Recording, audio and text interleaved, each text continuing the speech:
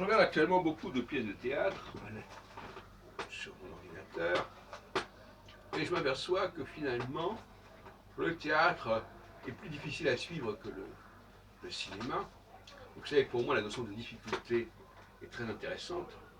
Plus on évite les difficultés, plus on s'abrutit. Même si le fait de faire attention à un certain nombre de choses, comme copier un document ou s'assurer qu'on est bien dans la partition, peut développer une certaine forme de concentration. Là, il y a une sorte de dilemme. D'un côté, on a la concentration de celui qui va exactement exécuter, mais en même temps, qui ne va pas faire fonctionner son cerveau de la même manière que celui qui s'exprime librement.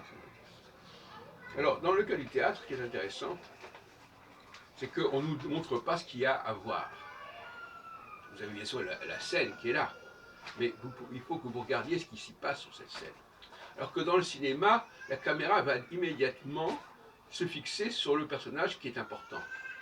Et donc, d'une certaine manière, euh, c'est moins exigeant, le cinéma est moins exigeant que le théâtre.